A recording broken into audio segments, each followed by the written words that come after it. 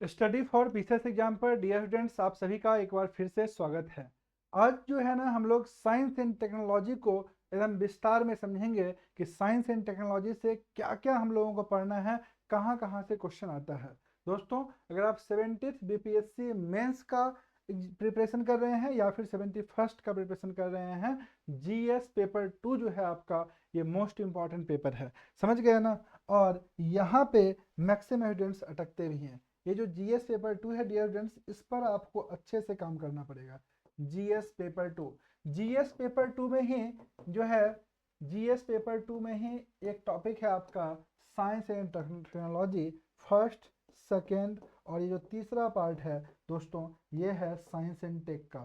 Science and take का, इस science and take से टोटल 72 मार्क्स से एग्जाम में क्वेश्चन आएगा। कितना मार्क्स का एग्जाम में क्वेश्चन आएगा? 72 मार्क्स का। इस 72 मार्क्स का डिटेल में हम लोग एनालिसिस करने जा रहे हैं कि कहाँ से क्वेश्चन पढ़ने से बात बन जाएगा। समझ गया ना। 72 मार्क्स जो है, 72 मार्क्स का जो साइंस एंड टेक का पेपर है दोस्तों, इसको बहुत अच्छा से पढ़ना पड़ेगा, क्योंकि यहाँ से क्वेश्चंस अगर छोटा तो जैसे आप इतिहास में कुछ भी अपने मन से ही बना के लिख लेते हैं, लेकिन साइंस एंड टेक में वो विकल्प नहीं होता, याद रखिएगा। समझ गया ना। तो मोस्ट इंपॉर्टेंट है, टॉपिक को कवर करना पड़ेगा आपको। टॉपिक को अच्छे से कवर कीजिएगा तो डेफिनेटली एग्जाम में क्वेश्चंस आएगा। समझ गया ना, आप बना पाइएगा। साथ में जो 69th बीपीएससी में क्वेश्चन आया था, समझ गया ना, उसको भी हम लोग एनालिसिस करेंगे, क्या क्वेश्चन था, कहाँ से आया था, ताकि आप प्रॉपर वे में सही तरीके से अपना जो है सो एक निष्कर्ष निकाल सके, है ना, और कंक्लूड कर सके कैसे कैसे आगे बढ़ना है। तो एकदम बिल्कुल सही तरीके से एक एक चीज़ को समझते हुए आगे बढ़ेंगे। तो ध्यान से चीज़ों को समझिएगा डियर स्टूडेंट्स।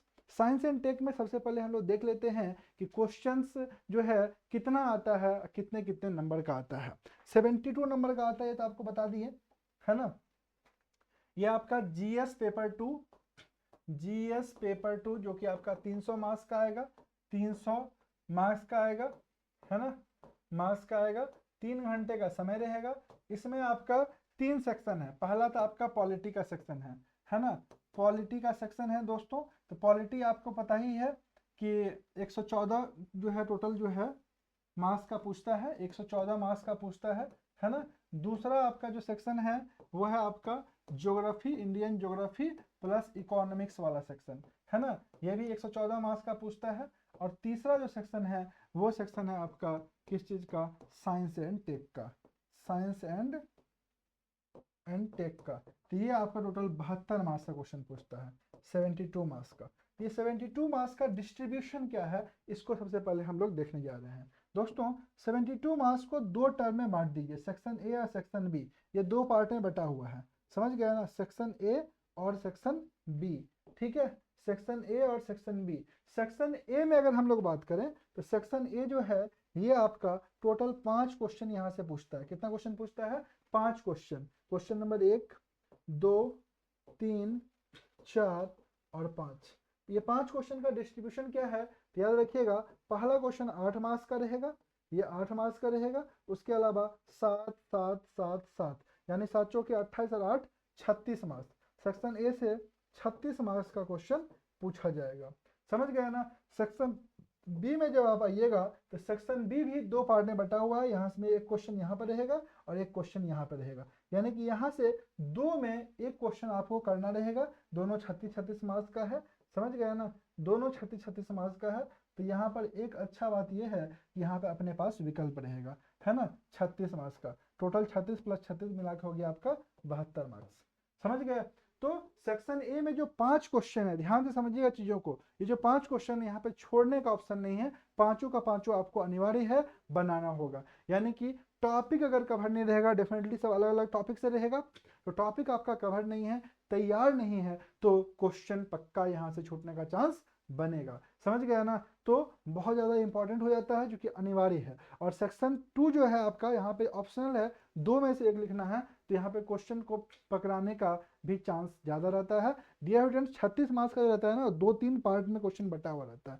तो आपको ये भी देखना है कितना पार्ट जो है क्वेश्चन का आप बना पा रहे हैं, क्या कंप्लीट बना पा रहे हैं। तो जिसमें कंप्लीट आप बना पा रहे हैं वही क्वेश्चन लिखने का प्रयास करें, है ना। अब चीज़ों को समझते हैं कि भाई जो सेक्शन बटा हुआ है, यहाँ से 5 क्वेश्चन, यहाँ से 1 क्वेश्चन, 6 क्वेश्चन जो लिखना है, ये 6 क्वेश्चन आपको बेसिकली ये देखना है कहाँ से पूछा जा रहा है। समझ गए ना, ये बहुत ज़्यादा इंपॉर्टेंट है, कहाँ से पूछा जा रहा है, इसके लिए कौन कौन सा टॉपिक को कवर करना पड़ेगा, ये मोस्ट इंपॉर्टेंट जो है आज का सेशन में डिस्कस होने वाला है और मोस्ट इंपॉर्टेंट है। डियर फ्रेंड्स, मोटा मोटी अगर हम लोग बोले तो हम लोग कुछ टॉपिक जो है ना एकदम हाईलाइटेड टॉपिक, उसमें अगर बात करें, याद रखिएगा, नैनो टेक्नोलॉजी से क्वेश्चन बराबर आता है, बायोटेक्नोलॉजी से क्वेश्चन हमेशा आता है, भारतीय अंतरिक्ष कार्यक्रम, इससे क्वेश्चन जो है सो हमेशा आता है ना, साइबर जो है सिक्योरिटी, इससे क्वेश्चन हमेशा आता है, आप देखिएगा, ऊर्जा संसाधन क्वेश्चन मोस्ट इंपॉर्टेंट बनता है, जैव प्रौद्योगिकी बता ही दिए, कृषि से क्वेश्चन जो है सो हमेशा बनता है ना, उसके अलावा विज्ञान एवं तकनीक का विकास, ठीक है, इससे क्वेश्चन हमेशा आता है, इसके अलावा जो है सो आपका एआई टेक्निक, कंप्यूटिंग, है ना, क्लाउड कंप्यूटिंग, कंप्यूटर, इससे क्वेश्चन हमेशा आता है। ये सब कुछ मोटा मोटी आपको बताए हैं कि ये टॉपिक जो है सो इंपॉर्टेंट कैटेगरी में है, लेकिन इसको हम लोग विस्तार से देखेंगे कि कैसे कौन कौन सा टॉपिक किसके अंतर्गत कवर होता है और उसको कैसे हम लोगों को तैयार करना है। डियर स्टूडेंट्स, उससे पहले आपको देखना चाहिए 69th बीपीएससी का क्वेश्चन। 69th बीपीएससी में क्या क्वेश्चन आया था ना, इसको समझना बहुत ज़्यादा जरूरी है। तो सबसे पहले उसको देखते हैं कि पिछले साल क्या क्वेश्चन एग्जाम में आया था। डियर फ्रेंड्स, समझिएगा, जब हम लोग 69th बीपीएससी का बात करते हैं तो इसमें हम लोग क्या देख रहे हैं, ध्यान दीजिएगा, पहला क्वेश्चन 7 नंबर का पहला क्वेश्चन था, आधुनिक समाज में कंप्यूटर की क्या भूमिका है, 8 नंबर का। तो ये मोस्ट कॉमन नॉर्मल क्वेश्चन था, सभी को आई होप सो लिखे होंगे, जो भी थोड़ा ढंग से तैयारी कर रहे होंगे इसको तो लिख ही दिए होंगे, है ना। दूसरा क्वेश्चन देखिएगा, ये जो 7 नंबर क्वेश्चन है ना, ये अनिवार्य होता है, इसमें total A B C D E करके 5 क्वेश्चन है, ये पांचों क्वेश्चन क्या है, अनिवार्य है, समझ गया ना, ये आपको लिखना ही लिखना है, इसमें कोई समझौता का ऑप्शन नहीं है। दूसरा ध्यान दीजिएगा, समुचित उदाहरणों के साथ तकनीक यानी टेक्नोलॉजी एवं सामाजिक विकास के में संबंध की विवेचना कीजिए, दूसरा क्वेश्चन है ये 7 नंबर का, समझ गया ना, टेक्नोलॉजी से रिलेटेड क्वेश्चन हो गया, बेसिक क्वेश्चन।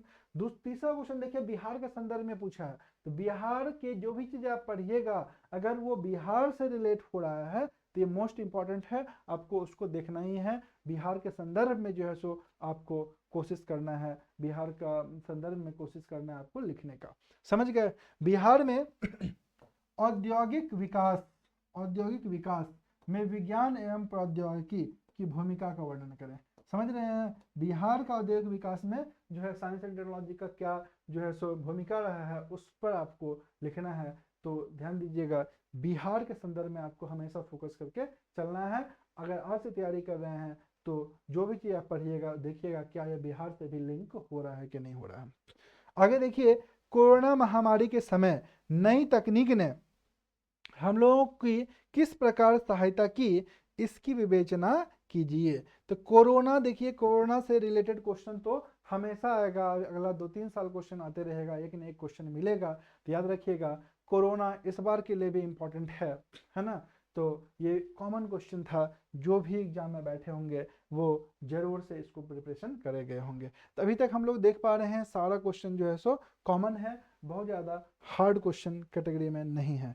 सतत विकास देखिए, ये सर सतत विकास में तकनीक टेक्नोलॉजी की भूमिका पर एक नोट लिखिए, सतत विकास में टेक्नोलॉजी की भूमिका पर एक नोट लिखिए। याद रखिएगा, आपको लिखने आना चाहिए, मतलब ये हुआ कि आपके पास आंसर राइटिंग स्किल होना चाहिए, ताकि आप बना करके सही चीज़ों से लिख पाएँ, क्योंकि क्वेश्चन सेम टू सेम तो आपका प्रैक्टिस किया हुआ रहेगा नहीं, लेकिन आप सतत विकास भी जान रहे हैं, आप टेक्नोलॉजी भी समझ रहे हैं। अब सवाल ये है कि दोनों को मिला करके कैसे लिखना है, ये लिखने की कला आपके पास होना चाहिए। अगर आप लिख नहीं पाते हैं तो ये समस्या कहीं ना कहीं आपको आएगा, समझ गए। तो आज से ही लिखना चालू कीजिए, जितना आप लिखिएगा उतना बेहतर जो है सो आपका एग्जाम जाएगा, ठीक है। तो ये हम लोग देख पा रहे हैं 5 क्वेश्चन। अब देखिए आगे, इसके आगे क्या था समझिएगा, इसके आगे हम लोग देख रहे हैं, यहाँ रखते हैं इसको, चलिए इसको मिटा ही देते हैं।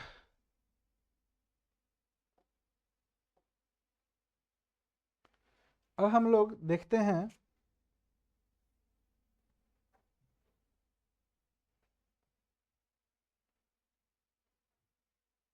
एक minute.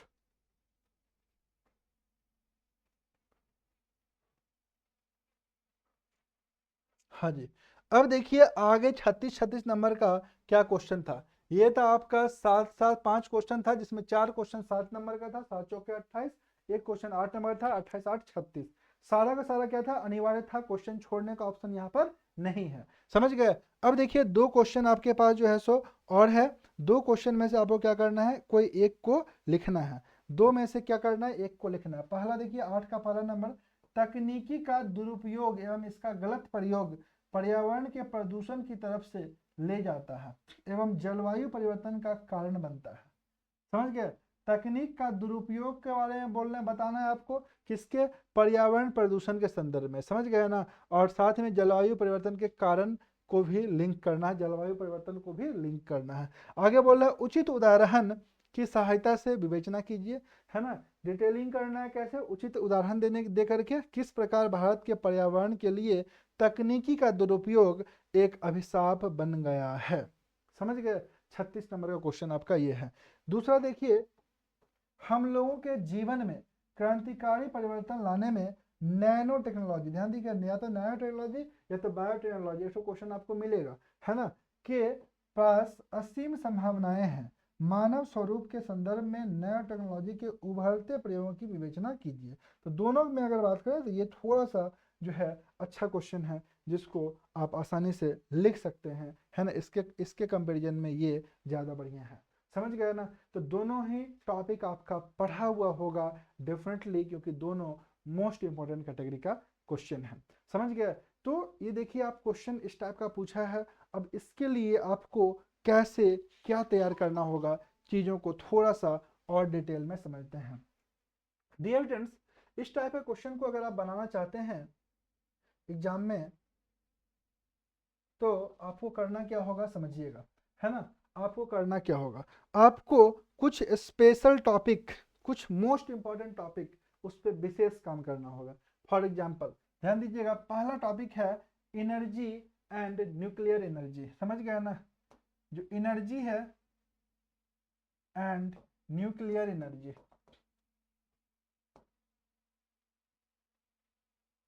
Nuclear energy, energy and nuclear energy वाले सेक्शन को आपको अच्छे से करना होगा। अब आपके दिमाग में आ रहा होगा एनर्जी और न्यूक्लियर एनर्जी सेक्शन से सर क्या क्या क्वेश्चन आ सकता है, कौन कौन सा टॉपिक यहाँ से करना है। तो याद रखिएगा, एनर्जी और न्यूक्लियर एनर्जी में सबसे पहले तो आएगा सौर ऊर्जा। समझ गए ना, मोस्ट इंपॉर्टेंट। सौर ऊर्जा का क्या लाभ है ना, क्या इसका भविष्य में इसका क्या योगदान रहेगा, भविष्य का ईंधन के रूप में जो है सो ये क्या है, कैसे है ना, भारत के संदर्भ में, बिहार के संदर्भ में, ठीक है। सौर ऊर्जा के विकास, इस पर जो है सो आपको बात करना होगा, ये मोस्ट इंपॉर्टेंट है। दूसरा आपका है पवन ऊर्जा। पवन ऊर्जा का सेम, है ना। और भारत और बिहार में के संदर्भ में जो है पवन ऊर्जा को आपको पढ़ना चाहिए। इसके बाद आपका भारत में नाभिकीय ऊर्जा, समझ गया ना। नाभिकीय ऊर्जा का उत्पादन, नाभिकीय ऊर्जा से हमेशा क्वेश्चन रहा है ना, इंपॉर्टेंट कैटेगरी में है, कभी भी पूछ सकता है। नाभिकीय ऊर्जा के साथ साथ जो है सो नाभिकीय ऊर्जा से बिजली उत्पादन, समझ गए ना, विद्युत का उत्पादन, उसका लाभ और हानि, यहाँ से भी क्वेश्चन बन सकता है। तो याद रखिएगा सारा का सारा इसी कैटेगरी में आएगा। नाभिकीय प्रौद्योगिकी का भारत में विकास, क्रमबद्ध विकास, समझ गए ना, यहाँ से भी क्वेश्चन बन सकता है। तो छोटा छोटा टॉपिक जो है देखिए टूटते जा रहा है, आपको उस पर जो है सो काम करना पड़ेगा। जैसे कि भारत में सौर ऊर्जा की आवश्यकता, है ना, क्या चुनौती है, पवन ऊर्जा क्या आवश्यकता है, क्या चुनौती है, समझ पा रहे हैं। नाभिकीय अपशिष्ट प्रबंधन, तो मिला जुला के सौर ऊर्जा, पवन ऊर्जा, नाभिकीय ऊर्जा, है ना, यही तीन पे पूरा फोकस है। इसी को तोड़ करके आपको जो है सो क्या करना पड़ेगा, काम करना पड़ेगा। नेक्स्ट जो है दूसरा है नैनो टेक्नोलॉजी। दूसरा टॉपिक क्या है students, nano technology. Nano technology, nano technology में क्या क्या पढ़ना है, ध्यान दीजिएगा। यही सब टॉपिक को कवर कर लीजिएगा ना, एग्जाम में क्वेश्चन बनेगा, क्वेश्चन छूटने का चांस नहीं रहेगा। नैनो टेक्नोलॉजी में क्या पढ़ना है, ध्यान देखिएगा। सबसे पहले तो नैनो टेक्नोलॉजी क्या है ना, नैनो टेक्नोलॉजी का सामान्य परिचय, ठीक है, ये आपको आना चाहिए। नैनो तकनीक क्या है, इसके बारे में आपको पढ़ना पड़ेगा। नैनो तकनीक का क्या अनुप्रयोग है, लाभ क्या हो सकता है, क्या इससे कोई हानि भी हो सकता है, क्या चुनौती है ना, इसको डेवलप करने में, ठीक है, इसके विकास में। उस पर जो है सो बात करना पड़ेगा। इसका उपयोग जो है ऊर्जा के क्षेत्र में क्या है, कृषि के क्षेत्र में क्या है, चिकित्सा के क्षेत्र में क्या है। यहाँ देखिए चिकित्सा से क्वेश्चन पूछा भी गया है, तो आपको ऊर्जा, कृषि और चिकित्सा के क्षेत्र में नैनो टेक्नोलॉजी का अनुप्रयोग मोस्ट इंपॉर्टेंट है, एकदम दिमाग में सेट कर लीजिए। नेक्स्ट है, तीसरा टॉपिक है वो है information and communication technology and communication technology.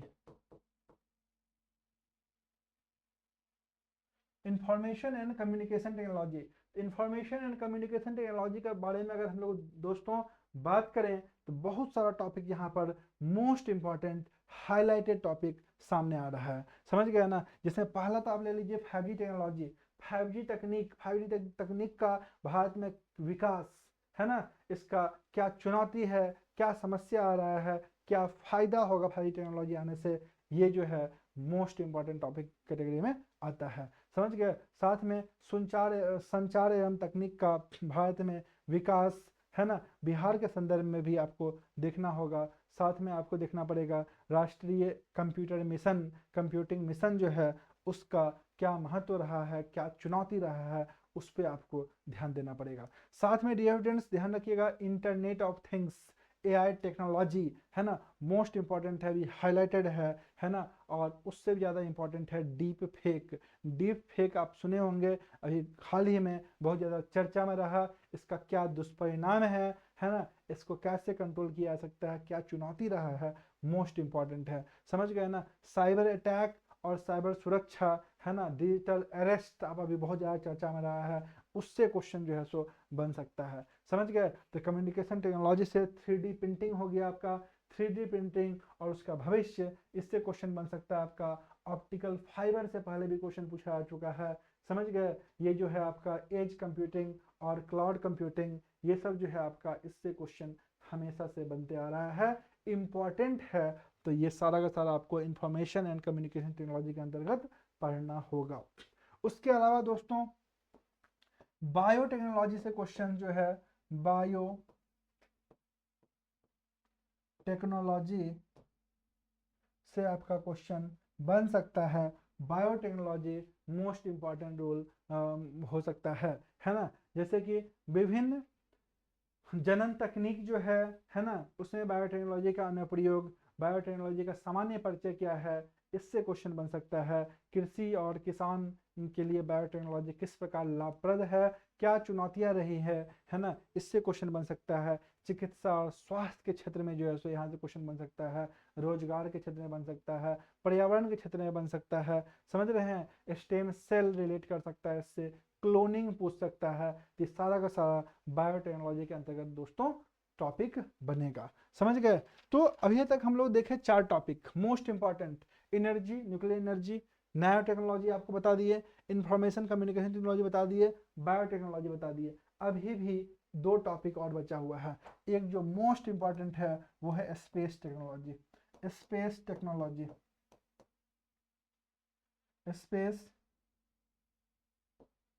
Technology. Space technology दोस्तों बहुत ज़्यादा इंपॉर्टेंट है, यहाँ से हमेशा क्वेश्चन बनते आ रहा है, तो इस पे स्पेशली फोकस कीजिएगा। फॉर एग्जांपल मान लीजिए आपसे पूछता है भारत में अंतरिक्ष कार्यक्रम, भारत में अंतरिक्ष कार्यक्रम का क्या प्रसार रहा है, उद्देश्य क्या रहा है, चुनौती क्या रहा है, कैसे कैसे इसका क्रमबद्ध विकास हुआ है, कुछ भी पूछ सकता है आपसे।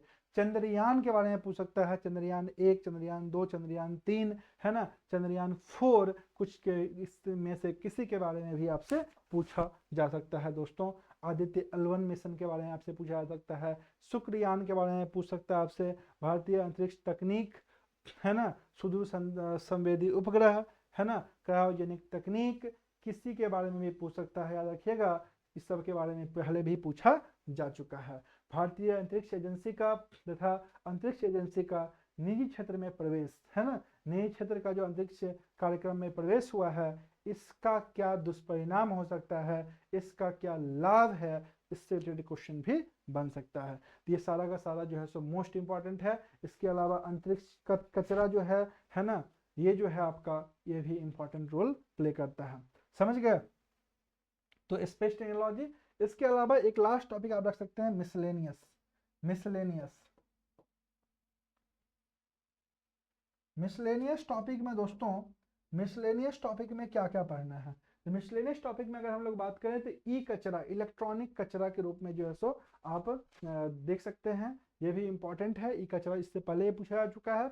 ई कचरा में क्या है कि आप देखिए कि इतना सारा, देखिए हर एक साल कितना मोबाइल जो है सो यूजलेस हो जाता है, नया टेक्नोलॉजी आ रहा है, पुराना टेक्नोलॉजी फेंका रहा है। तो ई कचरा उसी तरह से जो है सो बढ़ते जा रहा है। जेनेरिक दवा से रिलेटेड क्वेश्चन पूछ सकता है आपको, भारतीय मिसाइल टेक्नोलॉजी के बारे में पूछ सकता है ना, भारतीय रक्षा प्रौद्योगिकी से रिलेटेड क्वेश्चन पूछ सकता है, वायु रक्षा प्रणाली, है ना। मिसाइल टेक्नोलॉजी इंपॉर्टेंट कैटेगरी में आता है। इसके अलावा कोई कोविड-19 का कारण, परिणाम, निवारण कुछ भी पूछ सकता है।